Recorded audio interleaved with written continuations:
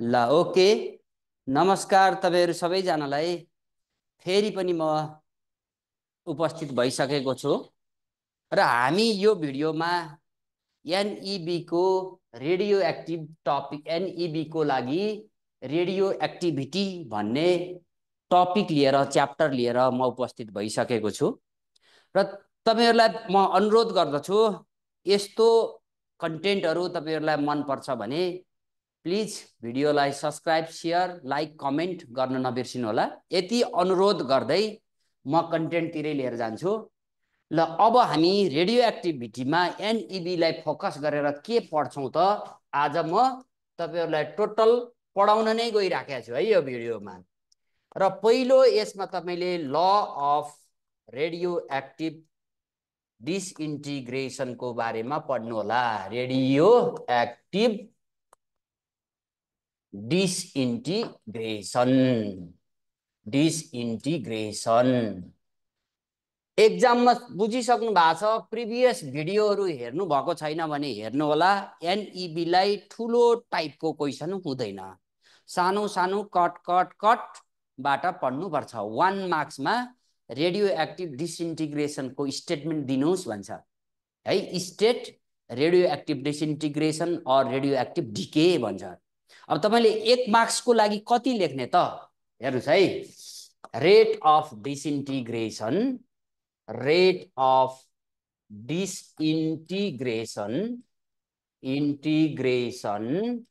is directly proportional to number of left atom. Low statement यति हो हेर्नुस् rate of disintegration is directly proportional to यो number of left atom बुझ्नु पर्छ ल लेट्स से यो रेडियोएक्टिभ सब्स्टेन्स हो सुन्नुस् होला है यो रेडियोएक्टिभ सब्स्टेन्स हो इनिशियली यसमा n0 एटम्स थियो प्रिभियसली डिके हुन भन्दा पहिला n0 थियो 10 वर्षमा सपोज 10 इयर्स मा सपोज गरे ल यो डाटा बुझ्नलाई यसबाट चाहिँ सर्टेन नम्बर डिके भएर गयो र बाँकी कति छ n छ बुझ्नु होला है यो n भनेको लेफ्ट एटम हो n0 भनेको प्रिभियस एटम हो डिसइन्टिग्रेसन भने के हेभियर सब्स्टेन्समा एउटा लङ टाइम फ्रेममा डिके भएर इमिट भएर एटम्सहरु जाने प्रोसेसलाई डिसइन्टिग्रेसन भन्ने हो 10 वर्षमा n0 पहिला थियो 10 इयर्समा n बाँकी छ अथवा बुझ्नलाई भिजुअलाइज गर्नलाई 100 वटा पहिला थियो 75 वटा पछि भयो भनेर एउटा भिजुअलाइज गर्ने हो तर हुन चाहिँ त्यतिको नम्बर हुँदैन तर एउटा माइन्ड सेटअप गर्न मिल्छ n0 प्रिभियस n लेफ्ट भनेपछि डिके भने के यो माइनस यो इन टाइम डिटी रेट भने त्यसको मतलब हो रेटलाई हामी कसरी लेख्ने रहेछौं त dn बाइ dt dn भनेको गएको यो माइनस यो dt भने कति टाइममा 10 वर्षमा dt proportional to number of left atom n this gives proportional symbol लाई eliminate गर्दिनुस् dn by dt is equal to lambda n lambda के इन्ट्रोड्युस गरे प्रोपोर्शनालिटी कांस्टेंट तर म यहाँ नेगेटिभ हाल्छु र नेगेटिभ को सिग्निफिकेन्स पनि दिनु होला वेयर क्लियर गर्दिनुस् वेयर तपाईले के ल्याउनु भयो ल्याम्डालाई के बनाएर ल्याउनु भयो प्रोपोर्शनालिटी कांस्टेंट बनाएर ल्याउनु भएको छ प्रोपोर्शनालिटी कांस्टेंट यसैलाई हामी डिके कांस्टेंट भन्छौं यसैलाई हामी डिके कांस्टेंट भन्छौं अब यो माइनस को मिनिङ दिनुस् त हेर्नुस् त यहाँनिर यो टाइम बढ्दै बढ्दै गए 10 20 30 40 50 हुँदै गए भने यो एटम्स के भए घट्दै घट्दै गर्दै गए सुरुमा 100 वटा मैले भिजुअलाइज गर्न भनेको थिए 75 वटा भिजुअलाइज हुनलाई भनेको थिए त्यो घट्दै गए नि यो टाइम बढ्दै जाँदा नम्बर अफ एटम्स घट्दै गएको छ र नेगेटिभ को सिग्निफिकेन्स दिनु होला नेगेटिभ साइनले के बोल्दो रहेछ रे हेर्नुस् त as time increase which decrease the number of left atom this is the significance बुझ्नु भयो नेगेटिभ साइनले के भन्यो टाइम बढ्दै जाँदा यो number of present atom left atom to decay decreases ल यति मार्क्स लेख्नुभयो भने तपाईहरुलाई यो मलाई लाग्छ ज्यादै इम्पोर्टेन्ट कन्टेन्ट आज म डिल गर्दैछु र यही प्याटर्नमा होल सिलेबसलाई तपाईले प्रिपेयर गर्नु होला है। यो त भयो 1 मार्क्स को लागि। अब तपाईलाई यही कन्सेप्टको आधारमा डीके इक्वेसन डिराइभ गर्नुस् ल। डीके इक्वेसन डीके इक्वेसनलाई याद गर्नुस् है टाइटलमा n equal to n0 e को पावर लैम्डा टी। हामी यो इक्वेसन डिराइभ गर्न गइराखेका छौं है। यो चाहिँ डेरिवेसन पार्ट को लागि हो, मस्ट इम्पोर्टेन्ट छ, एकदम ख्याल गर्नु होला। अब यो इक्वेसनलाई 2-3 स्टेपमा म प्रुफ गरिदिहाल्छु। सोझै डीके इक्वेसन लेख्नुस् अकॉर्डिंग टु डीके ल।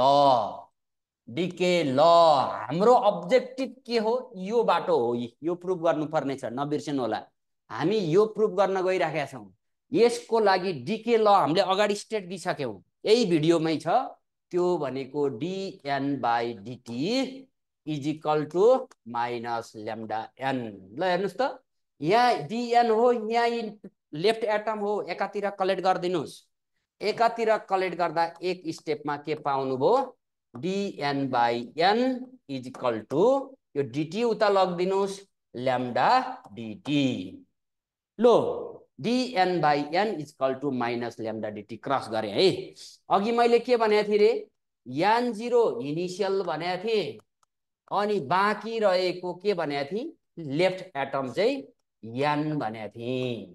अब तपाईलाई यसलाई चाहिँ सुरुको n0 बाट अहिलेसम्म भएको n सम्म इन्टिग्रेसन गर्दिनु नि त। इन्टिग्रेटिङ है, इन्टिग्रेटिङ। ल इन्टिग्रेसन को रिजल्ट्स के हो, यसलाई इन्टिग्रेसन गर्न पर्यो। सुरुको n0 थियो, अहिले प्रेजेन्ट के छ, n छ, dn/dt भयो इज इक्वल टु यतापट्टि लैम्डा कन्स्टेन्ट भयो इन्टिग्रेसन अफ dt है त। हेर्नुस् त, यता लिमिट हाल्न न पर्दैन, हाल्नुहुन्छ भने 0 टु t गर्ने हो, नहाले पनि हुन्छ, त्यो मिनिङ आउँछ। मात्रै यहाँनिर चाहिँ ख्याल गर्न पर्यो, n0 इनिशियल एटम हो, n लेफ्ट एटम हो। ल इन्टिग्रेसन गर्नुस् त यसको dn/n सरी dn बाइ, यहाँ अलिकति गल्ती भएको छ, ल यसलाई करेक्ट गरिहालौँ। dt हैन नि त, n हो नि त। हेर्नुस् त, dn/, यो n हो। ल dn/n को इन्टिग्रेसन के हो, dx/x को इन्टिग्रेसन के रे, हामी सबैलाई थाहा छ ln(x) हो नि त। त्यस्तै dn/n को इन्टिग्रेसन ln(n) लिमिट दिनु होला, n0 to n is equal to minus lambda dt को इन्टिग्रेसन के हो, t हो। ल अघि बढ्नुस्, यसलाई लिमिट सब्स्टिट्युट गर्नुस्, ln(n) माइनस ln(n0) भयो, upper limit minus lower limit is equal to lambda t भयो।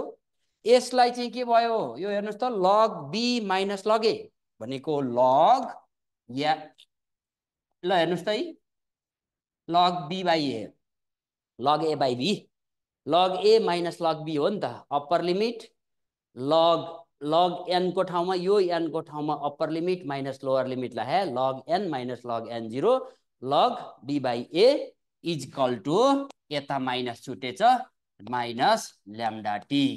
ल अब सिधिसक्यो है।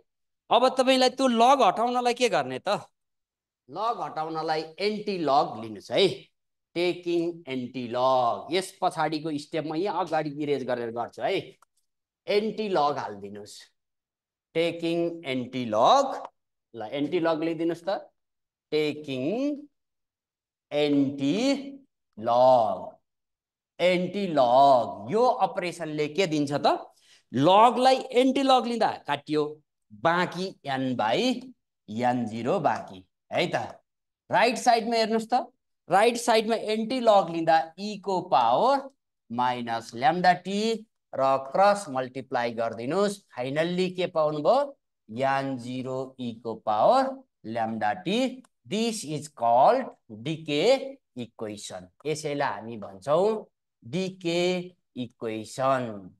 डीके इक्वेसन ख्याल गर्नुहोस्, what is n, number of left atom, what is n0, number of initial atom, What is lambda? Decay constant. What is T? Time taken to disintegrate from n0 to n number of atoms. अब तपाईलाई ओडमा खेल्दिन्छ क्वेशनले, क्वेशनले खेलिरहेको हुन्छ, question यही नै हुन्छ।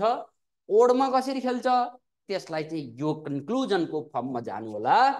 Conclusion के हो त भने कन्क्लुजनमा यसरी रेट अफ डिसइन्टिग्रेसन हुँदा हेर्नुस् त एक्सपोनेन्शियल फंक्सन आयो क्या, यी आयो नि त। यी त्यसकारणले रेट अफ डिसइन्टिग्रेसन अथवा डिके एक्सपोनेन्शियली है एटम्सहरु इमिट हुँदाखेरिको फलो गर्ने भनेको एक्सपोनेन्शियल फंक्सन रहेछ। त्यसको मतलब हो एटम्स डिके एक्सपोनेन्शियली है। Radio active substance decay exponentially, यसको मतलब हो रेडियो एक्टिभ सब्सटेन्स हेभियर सब्सटेन्समा हुन्छ यो सब्सटेन्स डिके एक्सपोनेन्शियली। लु यो सेन्टेन्समा खेल्दिरहेको हुन्छ है, एक्सपोनेन्शियल डिके हुन्छ भन्ने कुरो तपाईले जान्नु पर्यो। अब म तपाईहरुलाई लिएर जान्छु हाफ लाइफ इक्वेसन है। यसलाई इरेज गरे। दोस्रो इम्पोर्टेन्ट यो च्याप्टरको दोस्रो इम्पोर्टेन्ट कन्टेन्ट हो हाफ लाइफ। हाफ लाइफ भनेको के हो? सिम्बलमा के हो त T1/2। कसरी तपाई यसलाई डिफाइन गर्ने त भने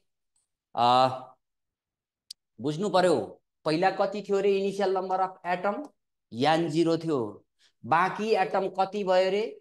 लेफ्ट एटम n भयो। भनेपछि सुरुमा जति नम्बर अफ एटम थियो त्यो आधा चाहिँ डिसइन्टिग्रेट भएर जान पर्यो के।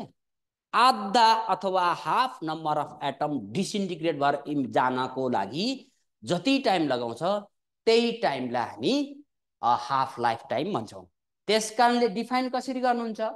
Time taken by the radioactive substance define गर्नु होला। Time taken by radioactive substance के को लागि time taken? To disintegrate half number of atoms. To disintegrate half number of atoms. आधा एटम डिसइन्टिग्रेट हुने टाइम T1/2 ले denote गर्छ। This is the definition. What do you mean by half life? यति enough छ, half number of atom disintegrate हुने time. अब हामी expression तिर जाउँ है। एक्सप्रेसन के को एक्सप्रेसन? हाफ लाइफ को एक्सप्रेसन अफ टी हाफ। यो टी हाफ को एक्सप्रेसन दिने पहिला कन्डिसन बुझ्नु पर्छ। कुन कन्डिसनमा हाफ लाइफ डिफाइन के रे हाफ लाइफ डिफाइन हुन्छ रे? Number of present atom is half of the initial number of atom हैन त। हाफ चाहिँ जानु पर्यो, हाफ चाहिँ बाँकी राख्नु पर्यो। त्यसको मतलब हो सोझै डिके इक्वेसन लेख्नुस्। पहिलो स्टेपमा we know decay equation is के थियो रे? n is equal to n0 e को पावर लैम्डा t इक्वेसन 1 है त। n0 भनेको initial number of atom, n भनेको number of left atom, lambda decay constant. अब यो कन्डिसनलाई यो डेफिनेसन जुन छ त्यसलाई यहाँ होल्ड गराइदिनुस् क्या। हाफ लाइफ भने त्यति हो। अब तपाईले फर हाफ लाइफ के रे कन्डिसन? फर हाफ लाइफ को लागि के चाहिने रे? बाँकी रहेको एटम यो n, लेफ्ट एटम त यो n हो नि त। बाँकी रहेको एटम n चाहिँ कति हुनु पर्यो? n0/2 हुनु पर्यो। टाइम चाहिँ कति हुनु पर्यो? त्यही टाइमलाई हाफ लाइफ भन्ने हो। हेर्नुस् त बाँकी रहेको एटम चाहिँ लेफ्ट एटम चाहिँ n0/2 हुनु पर्यो, आधा जानु पर्यो। टाइम चाहिँ हुनु पर्यो टी हाफ। ल अब मिलाइदिनुस्। यो n भन्ने भ्यालुमा n को भ्यालु त n0/2 छ। n0/2 छ, आधा गइसक्यो। बाँकी रहेको एटम आधा लेखे। यो n0 प्रिभियस एटम हो, इनिशियल एटम। e को पावर लैम्डा t को ठाउँमा T1/2 ल हेर्नुस् n0 n0 कट्यो यहाँ बाँकी के छ त 1/2 बाँकी हेर्नुस् है इज इक्वल टु e को power minus lambda t half बाँकी हेर्नुस् त अब यो माइनसलाई हटाउनुस् यसलाई रेसिप्रोकल गरेर यसलाई रेसिप्रोकल भनेको 2 e को पावर प्लस हुन गयो यो ल्याम्डा t हाफ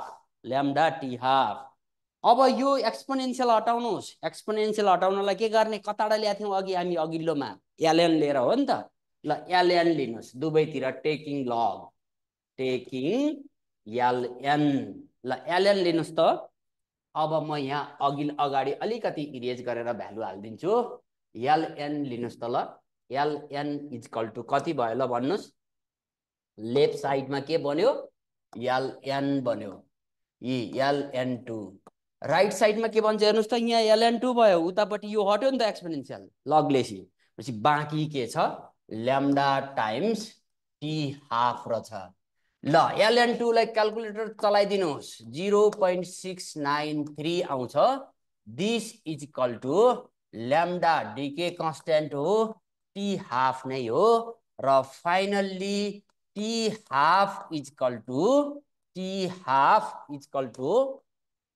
हाफ यो t1/2 यो term is equal to 0.693 by lambda ल यो भयो एक्सप्रेसन अफ हाफ लाइफ है त यो हो एक्सप्रेसन अफ हाफ लाइफ अब कन्क्लुजन हेर्नु होला है मैले हरेक थ्योरीलाई के गरेको छु त्यसको फिजिकल सिग्निफिकेन्सलाई क्याल्कुलेसन त म्याथमेटिकल डेरिवेसन पार्ट हो त्यो एन्डिङ पछि रिजल्टको इक्वेसनको त्यसले के सिग्निफाई गरिरहेको छ त that is the physics that is the important part in the theory त्यही इम्पोर्टेन्ट पार्टलाई अप्लाई गर्ने हो यहाँ के देखाइरहेको छ हेर्नुस् त T half is inversely proportional to lambda यसले के भन्यो रेडियो एक्टिभ सब्सटेन्सको डीके कन्स्टेन्ट बढी छ भने हाफ लाइफ कम हुँदो रहेछ हेर्नुस् त हाफ लाइफ बढी हुनको लागि के चाहिन्छ डीके कन्स्टेन्ट कम चाहिन्छ इन्भर्स देखियो नि त कन्क्लुजन दिनुस्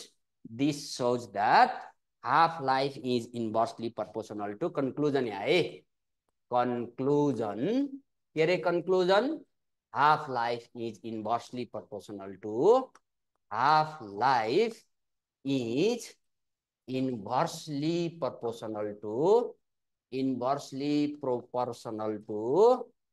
inversely proportional to decay constant